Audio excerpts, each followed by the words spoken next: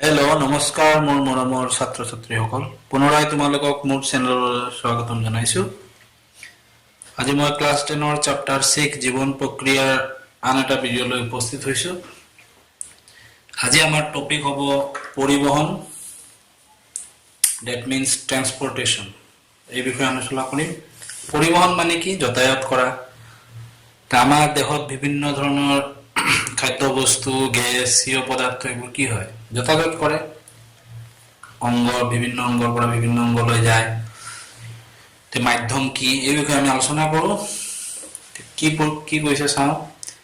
আমি আগৰ খণ্ডত পাই আহিছোঁ যে তেজে, অলপ আগত ইয়াৰ আগৰ ভিডিঅ'টোত আমি পঢ়িছিলোঁ, তেজে কি কৰিব? আমাৰ খাদ্যৰ উপাদান, আমি যে খাওঁ খাদ্যবোৰৰ উপাদান, অক্সিজেন আৰু বৰ্জিত পদাৰ্থ আমাৰ দেহত পৰিবহন কৰে।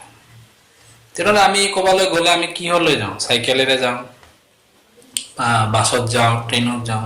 এটা মাধ্যম আছেনে নাই?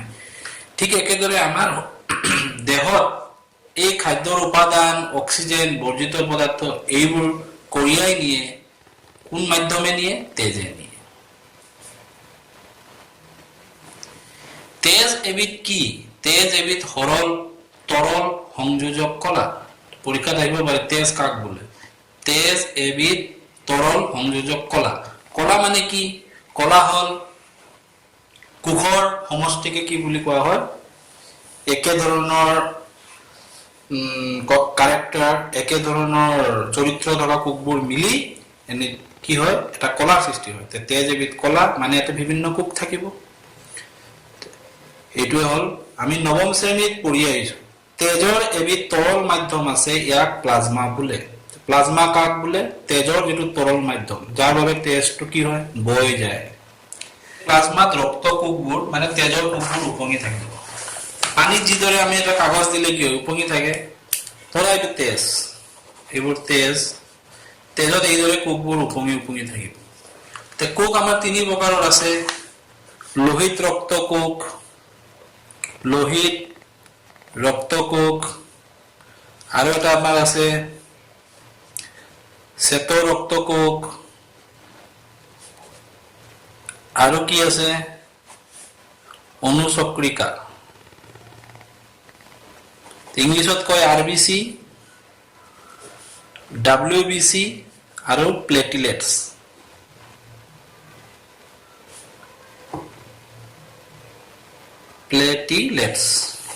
এই গোটেইবোৰৰ কাম আছে, এইবোৰ আমাৰ ক্লাছ 9ত পঢ়িছো। লোহিত ৰক্ত কণিকাত এবিধ ৰঞ্জক পদাৰ্থ থাকে। এবিধৰ নাম ইতিমধ্যে মই আগৰ ভিডিঅ'ত কৈয়ে দিছিলো, হিমগ্লবিন। এই হিমগ্লবিনে কি কঢ়িয়াই নিয়ে? অক্সিজেন কঢ়িয়াই নিয়ে। এতিয়া দ্ৰৱীভূত অৱস্থাত এই যে বস্তুবোৰ, খাদ্য বস্তু, খাদ্যৰ উপাদান, অক্সিজেন, এই খাদ্য বস্তু, কাৰ্বন ডাই অক্সাইড, নাইট্ৰজেন জাতীয় বৰ্জিত পদাৰ্থবোৰ তেজৰ প্লাজমা অংশই পৰিবহন কৰে। কি অৱস্থাত পৰিবহন কৰে? দ্ৰৱীভূত অৱস্থাত। দ্ৰৱীভূত মানে যিদৰে আমাৰ চেনি পানীত দ্ৰৱীভূত হৈ যায়, এইদৰে আমাৰ খাদ্য বস্তুবোৰো এই তেজত দ্ৰৱীভূত হয়। কাৰণ তেজ এবিধ কি? তৰল মাধ্যম। খাদ্য বস্তু, কাৰ্বন ডাই অক্সাইড আৰু নাইট্ৰজেন জাতীয় বৰ্জিত পদাৰ্থবোৰ তেজৰ প্লাজমা অংশই পৰিবহন কৰে। তেজৰ কোন অংশই পৰিবহন কৰিব? প্লাজমাই। কাৰণ প্লাজমাই হ'ল তৰল মাধ্যম। আমি জানো তৰল মাধ্যম কি হ'ব পাৰে? বৈ যাব পাৰে। লোহিত ৰক্ত কণিকাবোৰ অক্সিজেন কঢ়িয়াই নিয়ে। লোহিত ৰক্ত কণিকাত কি থাকিব? হিমগ্লবিন। সেইকাৰণে লোহিত ৰক্ত কণিকাই কি নিয়ে? অক্সিজেন কঢ়িয়াই নিয়ে। তেজৰ কোনবিধ কোষে অক্সিজেন কঢ়িয়াই নিয়ে? ইয়াৰ উপৰি বিভিন্ন, এইবোৰতো থাকেই, খাদ্য বস্তু, কাৰ্বন ডাই অক্সাইড, নাইট্ৰজেন জাতীয় বৰ্জিত পদাৰ্থ থাকে। ইয়াৰ উপৰিও আৰু বিভিন্ন প্ৰকাৰৰ পদাৰ্থ, লৱণ আদিও তেজে কি কৰে? পৰিবহন কৰে। বিভিন্ন অংশলৈ তেজ পৰিবহনৰ কাৰণে এটা পাম্পযুক্ত অংগ লাগে, এটা পাম্প দিব লাগে। যিদৰে আমি চাইকেলত পাম্প দিবলৈ পাম্পাৰ ব্যৱহাৰ কৰোঁ, পাম্প দিয়াৰ লগে লগে টিউবটো কি হয়? ফুলি যায়, বায়ুখিনি সোমাই যায়। সকলো কলাতেই আমাৰ দেশত বিভিন্ন কলা আছে। এই সকলো কলাতে তেজ পাব লাগিব, কাৰণ তেজতহে অক্সিজেন থাকিব। সেই তেজ বিয়পি পৰাকৈ কিছুমান ৰক্ত নলিকাৰ জালিকা থাকে। নলিকা মানে পাইপ, আৰু সৰু সৰু তেজৰ পাইপ, এইবোৰৰ এটা নেট থাকে, নেটৱৰ্ক থাকে। কিবা কাৰণত এইবোৰৰ ক্ষতি হলো, কিবা কাৰণত নেটৱৰ্ক বেয়া হৈ যাব পাৰে, সেই জইন বিলাক বা নলিকাত মেৰামতি কৰিবৰ বাবে তেনে এক ব্যৱস্থা আমাৰ দেহত প্ৰয়োজন, যাতে এইবোৰ বেয়া হলে আমি আকৌ যাতে মেৰামতি হয় নিজে নিজে, এইবোৰৰ এটা ব্যৱস্থা আমাৰ দেহত প্ৰয়োজন আছে। তে এই টপিকটো বুজি পালা, ইয়াৰ পৰা কেইটামান সৰু সৰু প্ৰশ্ন আমি লিখি লওঁ। আমাৰ কি হ'ব, তেজ কাক বোলে? কি হ'ব উত্তৰটো আমাৰ, তেজ এবিধ তৰল সংযোজক কলা, সংযোজক কলা হৈ গ'ল। এইটো এটা নম্বৰ আমাৰ প্ৰশ্ন হৈ গ'ল। তেজ কাক বোলে? তেজ এবিধ সংযোজক কলা। কুৱেশ্যন নাম্বাৰ 2, প্লাজমা কাক বোলে?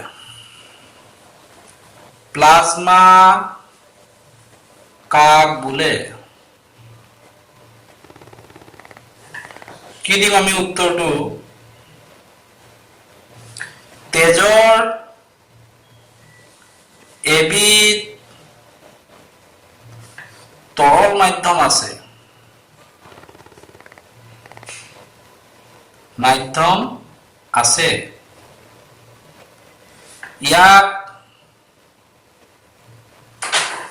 ইয়াক কি বোলে?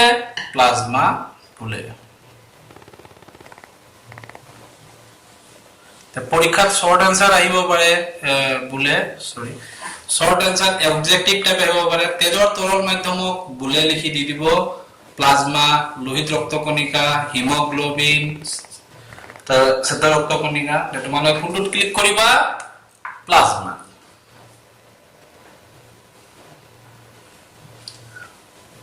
তিনি নম্বৰ, ৰক্ত কোষবোৰ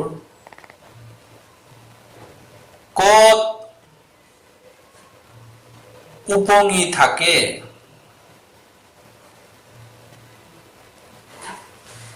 কি হ'ব উত্তৰটো আমাৰ, ৰক্ত কোষবোৰ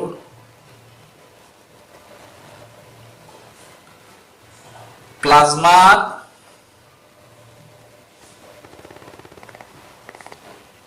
উপঙি থাকে। কুৱেশ্যন নাম্বাৰ 4,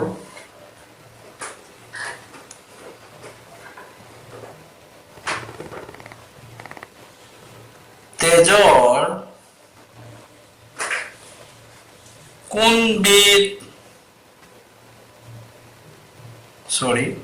কোনবিধ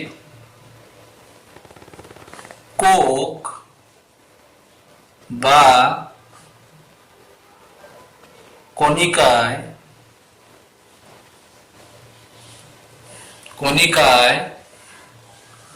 অক্সিজেন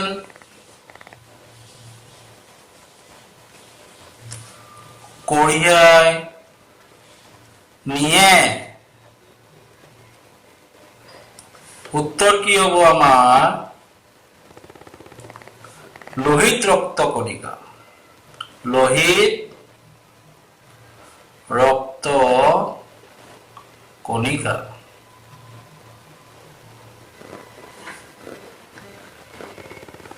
এই চোৱা, এইটো হ'ল আমাৰ মানুহৰ হাৰ্ট, যাক আমি কি বুলি কওঁ, পাম্প কল হৃদযন্ত্ৰ। যিটো অংগই পাম্প দিয়ে আৰু পাম্পৰ দ্বাৰা আমাৰ কি হয়, তেজসমূহ শৰীৰৰ বিভিন্ন অংশলৈ বিয়পি যায়। এই হাৰ্ট, মানুহৰ হৃদযন্ত্ৰ আৰু হাৰ্টৰ ছবি তোমালোকৰ কাৰণে খুবেই ইম্পৰ্টেণ্ট। তোমালোকে এইটো প্ৰেক্টিছ কৰিবা, এইবাৰ অহাৰ খুবেই সম্ভাৱনা আছে। এতিয়া চোৱা, এটা বিভিন্ন ধৰণৰ নাম আছে, মহাহীৰা, মহাধমনী, সুঅলিন্দ, নিম্ন মহাহীৰা, সুনিলয়, বাহুনিলয়, বাহুঅলিন্দ, কলমহীৰা, কলমধমনী। এই ধমনী হীৰাৰ বিষয়ে আমি নেক্সট পেজত আলোচনা কৰিম। কি কৈছে চোৱা, মানুহৰ হৃদযন্ত্ৰটো হাতৰ মুঠি সদৃশ এটা পেশীযুক্ত অংগ। মানে পেশী থাকিলে আমি কি কৰিব পাৰো, আমি জানো যে আমি যে এই যে আঙুলিটো আমি এনেকৈ লগাব পাৰো, পেশী ধৰা আমি বেণ্ড কৰিব পাৰিলো, পাম্প কৰিব পাৰে, মানে এইটো এটা পেশীযুক্ত এটা অংগ আৰু এইদৰে মুঠিটোৰ দৰে বস্তু। তেজে কি কৰি নিয়ে আমি জানো, অলপ আগৰ টপিক আমি পঢ়িছিলো আগৰ ভিডিঅ'ত। তেজে অক্সিজেন আৰু কাৰ্বন ডাই অক্সাইড দুয়োবিধ গেছ পৰিবহন কৰাৰ বাবে অক্সিজেনযুক্ত তেজ আৰু কাৰ্বন ডাই অক্সাইডযুক্ত তেজ পৃথক কৰি ৰাখিবৰ কাৰণে আমাৰ হৃদযন্ত্ৰটোত পৃথক কোঠালিত বিভক্ত। কোঠালি যেনেকৈ আমাৰ ঘৰত কোঠালি থাকে, kitchen room, bedroom, dining room, ঠিক তেনেদৰে আমাৰ এই যে হৃদযন্ত্ৰ হাৰ্টতো কোঠালি থাকে। কিয় কোঠালি থাকে? যাতে আমাৰ তেজে অক্সিজেনো বহন কৰে আৰু কাৰ্বন ডাই অক্সাইড বহন কৰে। তে অক্সিজেনযুক্ত তেজ থাকিব আৰু কাৰ্বন ডাই অক্সাইডযুক্ত তেজ থাকিব।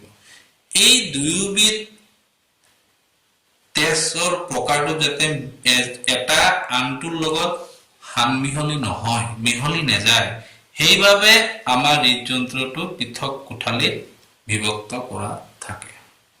কোঠালিবোৰ মই দেখুৱাই দিওঁ। এইটো হ'ল বায়ু অলিন্দ, এই ইয়েলো কালাৰবোৰ হ'ল অলিন্দ, এইবোৰ হ'ল আমাৰ কি অক্সিজেন যুক্ত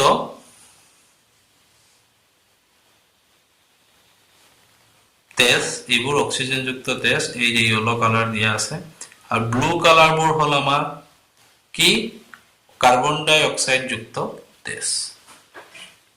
এতিয়া এইটো এটা কোঠা, বায়ু অলিন্দ এটা কোঠা, বায়ু নীল এটা কোঠা, সুনীল এটা কোঠা আৰু সু অলিন্দ এটা কোঠা। এইদৰে 4টা কোঠা থাকে। কিয় থাকে গম পালো।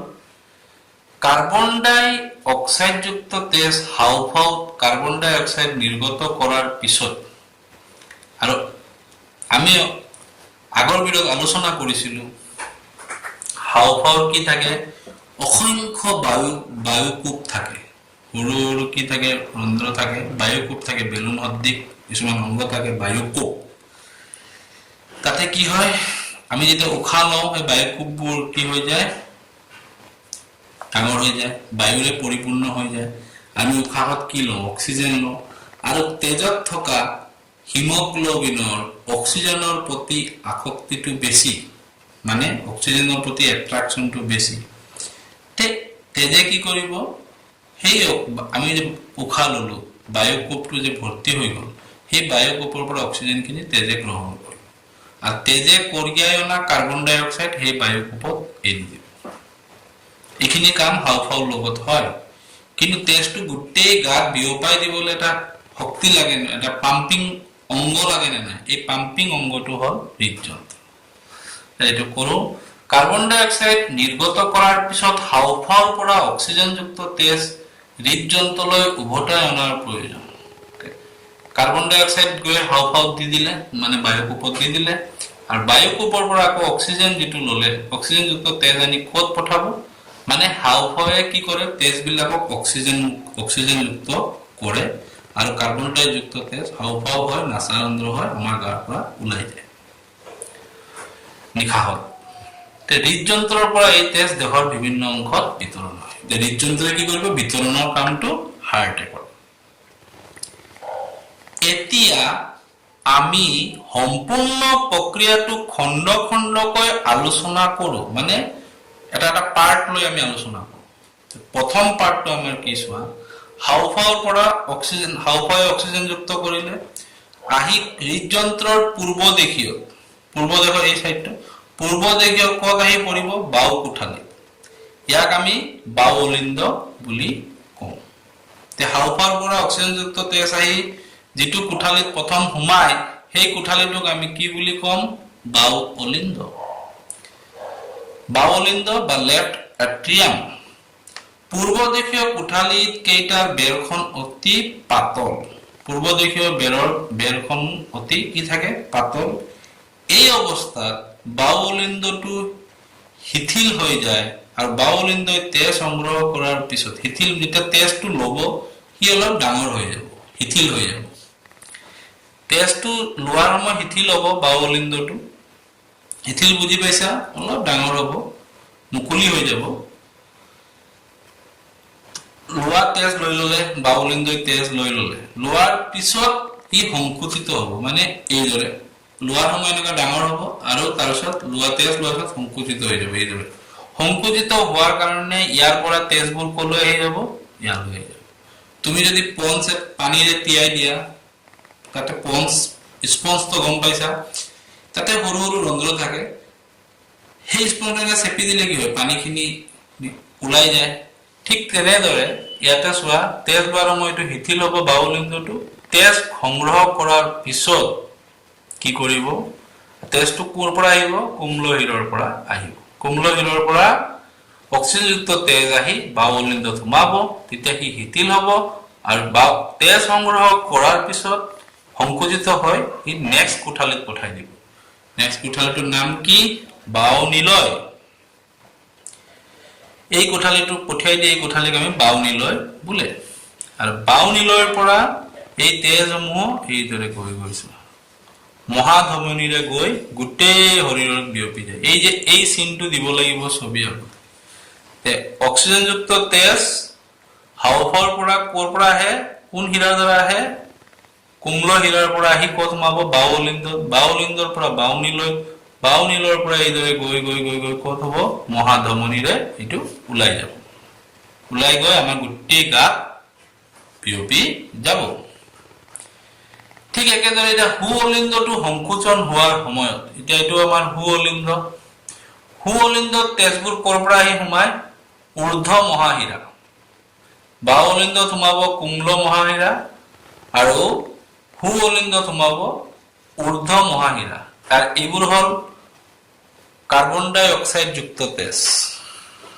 কি তেজ, কাৰ্বন ডাই অক্সাইড যুক্ত তেজ। সুঅলিন্দত সংকোচন হোৱাৰ পাছত সি আকৌ তাৰ পিছত পশ্চাত যিটো কোঠালি, এইটো কয় সুনিলয়। সুনিলয়ত আহি সোমাব।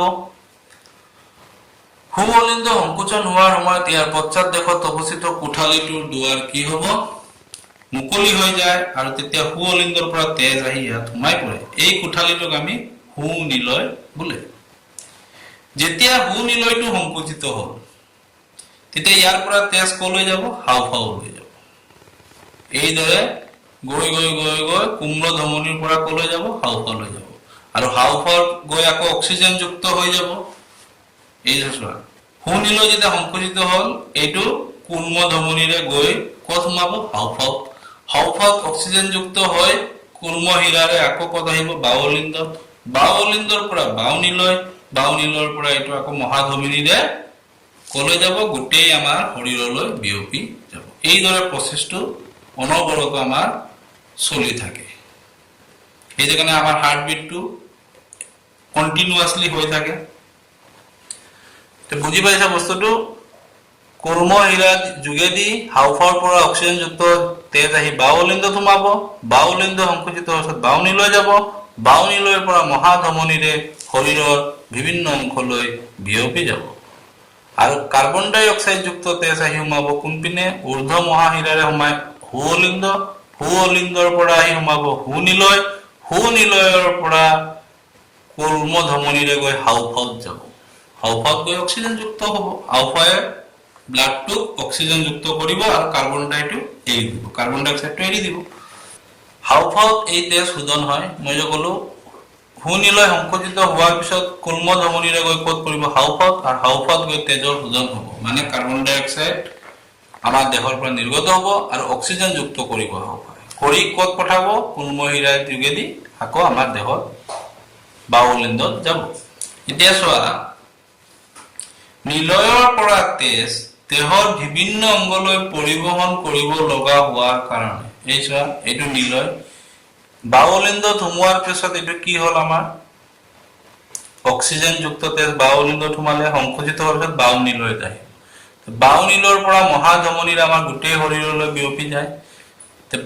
নিলয়ৰ পৰাই যায় নে নাই গোটেই শৰীৰলৈ অক্সিজেনযুক্ত, এইটোৱে কৈছে। নিলয়ৰ পৰা তেজ দেহৰ বিভিন্ন অংগলৈ পৰিবহন কৰিব লগা হোৱাৰ কাৰণে এই নিলয়ৰ যিটো বেৰ, এইটো আন্ত অলিন্দৰ বেৰখনতকৈ, মানে অলিন্দৰ বেৰ দুটাতকৈ যথেষ্ট কি হ'ব, ডাঠ হ'ব। এইটো অলপ ডাঙৰ হৈছে চোৱা, নিলয়ৰ বেৰটো অলপ ডাঙৰ, অলিন্দৰ বেৰবোৰ ইমান ডাঙৰ নহয়।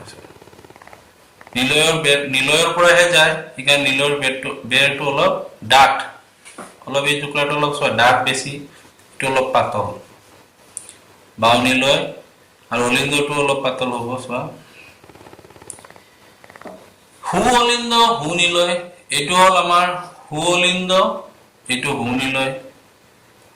আৰু বাও অলিন্দ বাও নিলয়, সু অলিন্দ সু নিলয়, বাও অলিন্দ বাও নিলয়ৰ মাজত এই যে বস্তুটো দেখিছা, এইটোক কপাট বুলি কয়। কপাট কিয় কয়?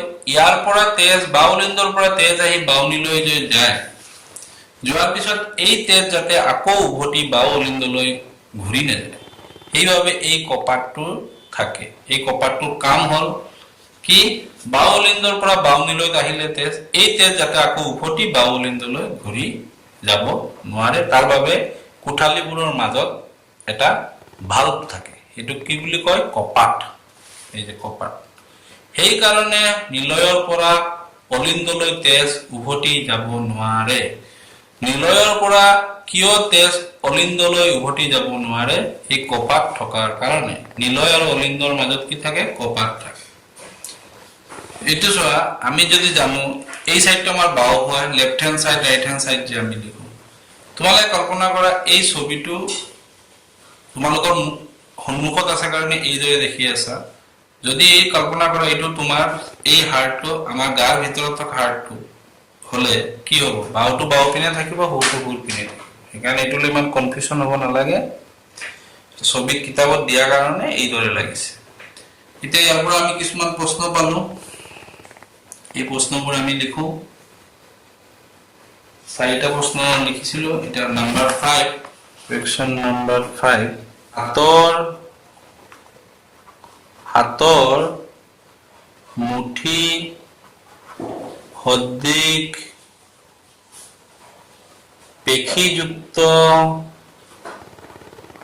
পেশীযুক্ত অংগটোৰ নাম কি?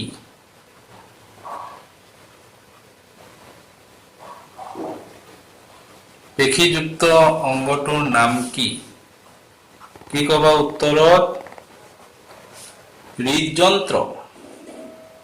হৃদযন্ত্ৰ। কোৱেশ্চন নাম্বাৰ 6, মানুহৰ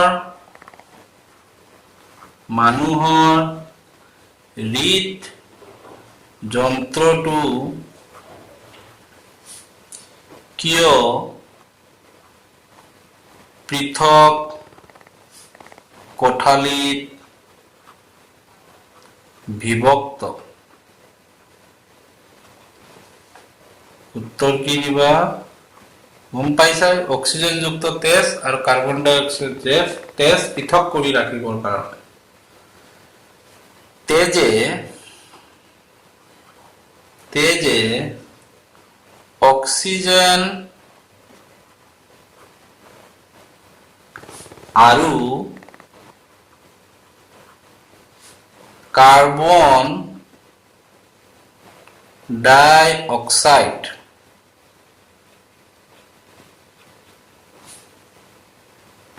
দুয়োবিধ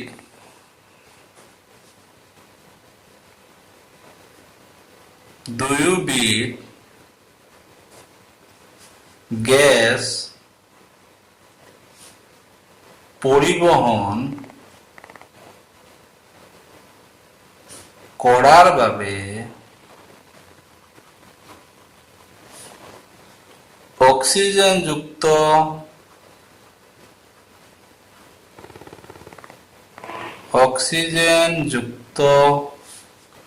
তেজ আৰু কাৰ্বন ডাই অক্সাইড যুক্ত তেজ পৃথক কৰি ৰাখিবৰ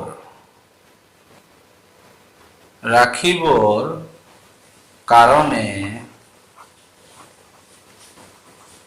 মানুহৰ হৃদযন্ত্ৰটো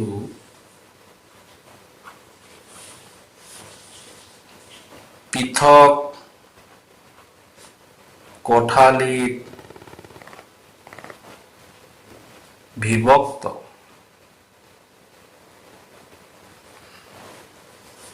মানুহৰ হৃদযন্ত্ৰত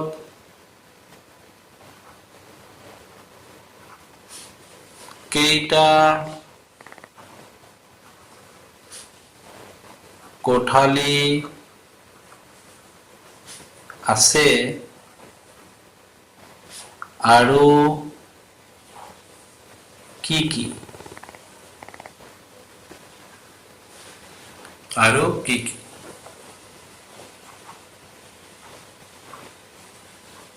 মানুহৰ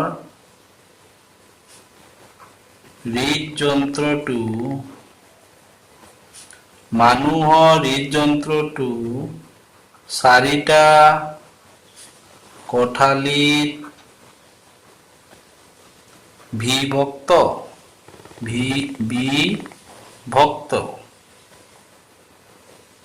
এইবোৰ হ'ল নাম্বাৰ 1, প্ৰথম আহি ক'ত সোমাব? বাহুলিন্দ।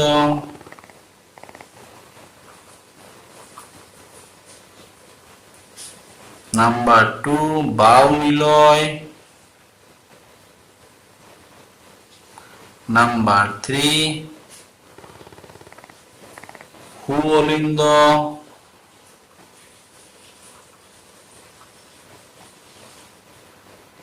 নাম্বাৰ 4 সুনিলয়।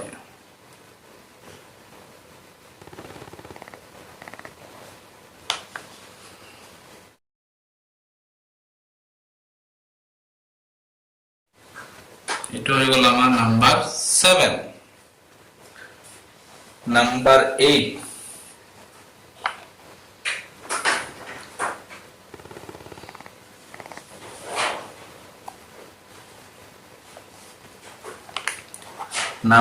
8 বাহুঅলিন্দ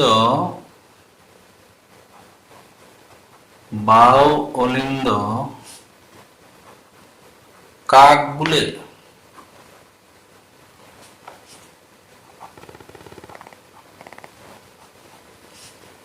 হাঁওফাঁওৰ পৰা অক্সিজেন যুক্ত তেজ আহি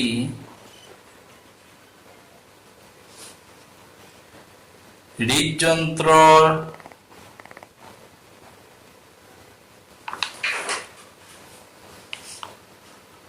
পূৰ্বদেশীয়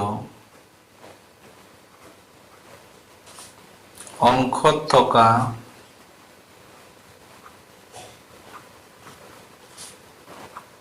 বাও কোঠালিত আহি পৰেহি।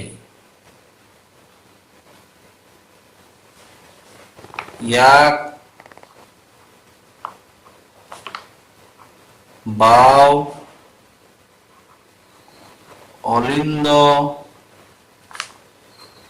বোলে। অক্সিজেন যুক্ত তেজ হাঁওফাঁওৰ পৰা আহি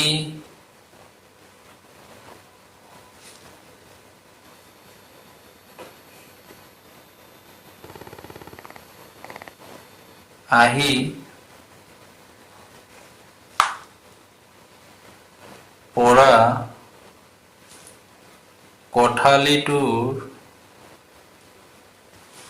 কোঠালিটোৰ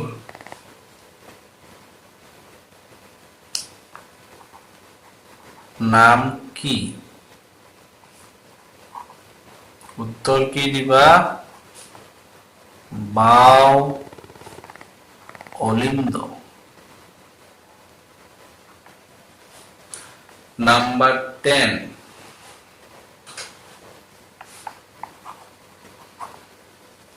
বাওনিলয় কাক বলে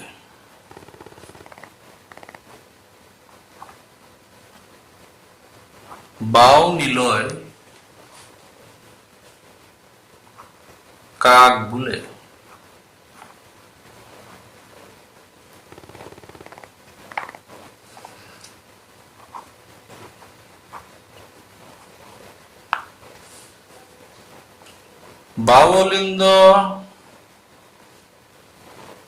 বাওলিন্দৰ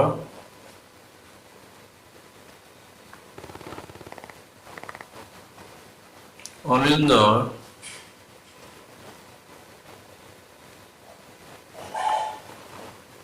সংকোচনৰ ফলত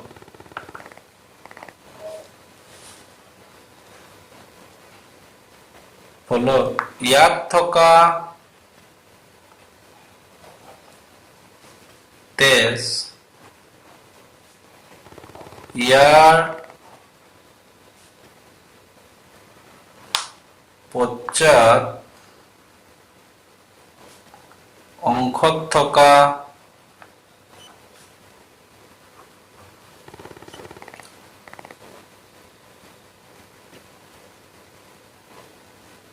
কোঠালিলৈ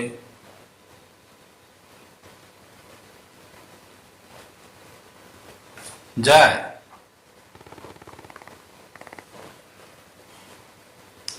এই কোঠালিক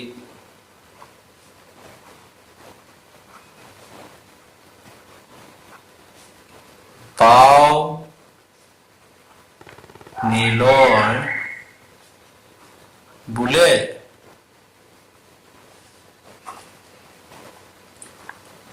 হু অলিন্দ কাক বোলে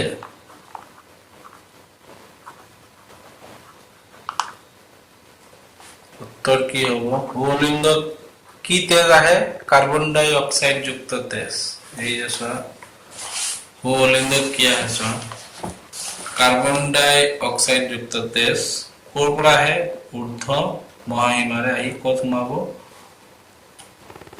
হু অলিন্দত আহি সোমাব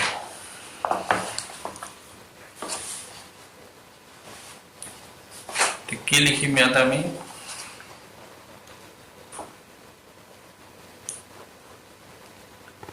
ঊৰ্ধ্ব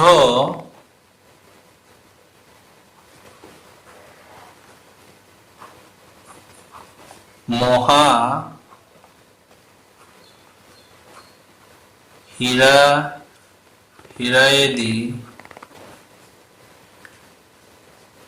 কাৰ্বন ডাই অক্সাইড যুক্ত তেজ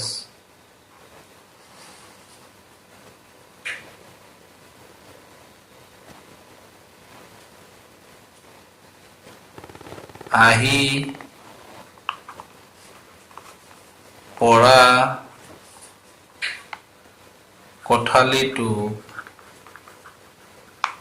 কোঠালিটো হু অলিন্দ বোলে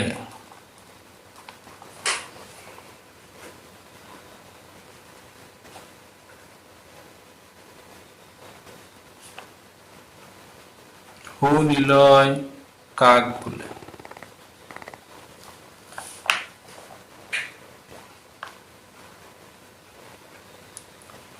হু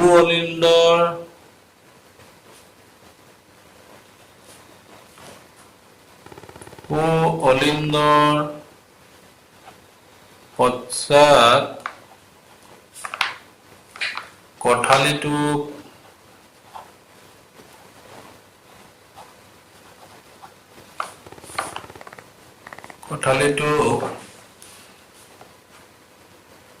হু নিলয় বোলে। নাম্বাৰ 13 আন্ত নিলয় বেৰখন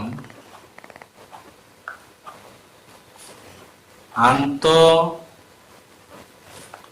অলিন্দৰ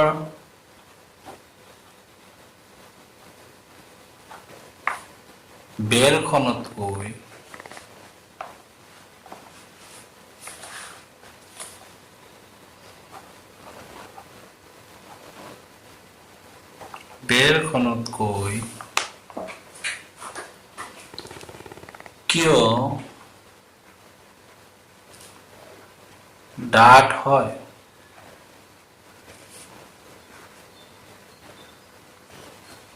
ইয়াত চোৱা, মই বুজাটো কৈ দিছিলো আৰু এবাৰ মনত কৰাই দিওঁ। ইয়াত চোৱা, এই দুটা হ'ল নিলয়ৰ বেৰ। নিলয়ৰ বেৰবোৰ চোৱা অলপ ডাঙৰ, এই চাইজটো অলপ ডাঙৰ, ডাঠ। ইয়াৰ পৰা লাহে লাহে ডাঙৰ আহিছে। ইয়াতে চোৱা, কাৰণ আমাৰ বাও নিলয়ৰ পৰাহে তেজবোৰ কলৈ যায়? এই যে চোৱা, গোটেই আমাৰ শৰীৰলৈ বিয়পে শেষত। আৰু সু নিলয়ৰ পৰাও তেজবোৰ কলৈ যাব? কৰ্ম ধমনী হৈ ক'ত যাব? হাওফাওত যাব। নিলয় শেষত যায় তেজবোৰ ক'ৰ পৰা? নিলয়ৰ পৰা সোমাই আমাৰ অলিন্দৰ মাজেৰে। কাৰ্বন ডাই অক্সাইড যুক্ত তেজ অলিন্দৰে সোমাব, অক্সিজেন যুক্ত তেজো অলিন্দৰে সোমাব। কিন্তু বিয়পি যায় ক'ৰ পৰা? নিলয়ৰ মাজেৰে। সেইকাৰণে নিলয়ৰ বেৰখন কি হয়? আন্ত বেৰখন ডাঠ। বস্তুটো বুজিলে এটা বনাই লিখিব পাৰিবা। নিলয়ৰ পৰা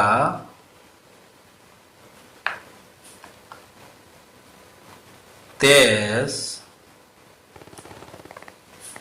দেহৰ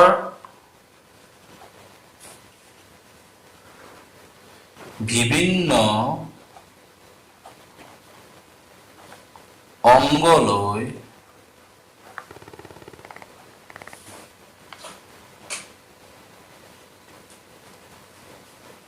পৰিবহন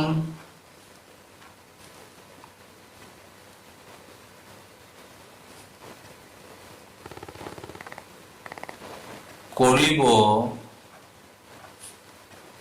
লগা হোৱাৰ কাৰণে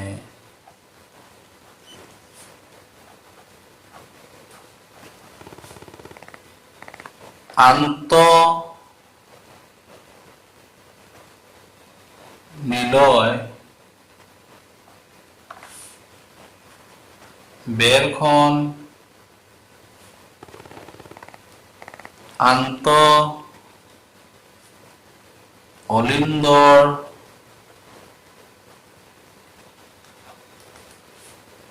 বেৰখনতকৈ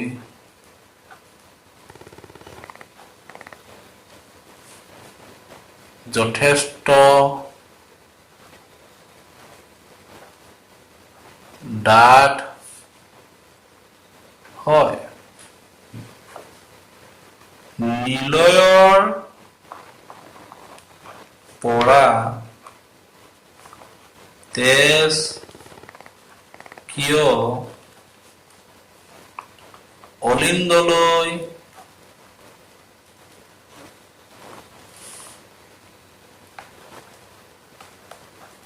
উভতি যাব নোৱাৰে? কি হ'ব উত্তৰটো? সু অলিন্দ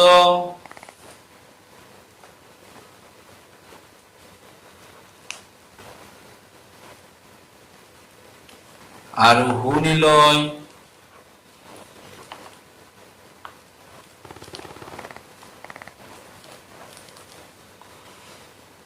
আৰু বাও অলিন্দ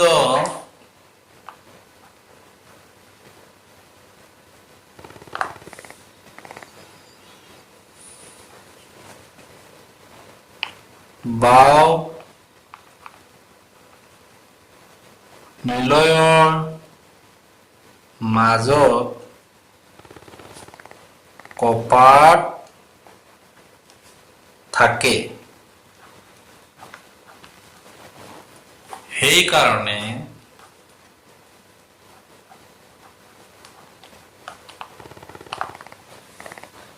নিলয়ৰ পৰা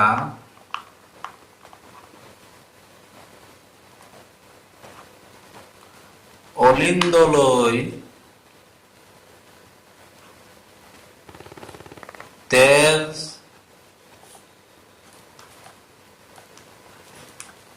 উভতি যাব নোৱাৰে মানুহৰ তেজ ক'ত শোধন হয় উত্তৰ কি দিবা হাওঁফাওঁ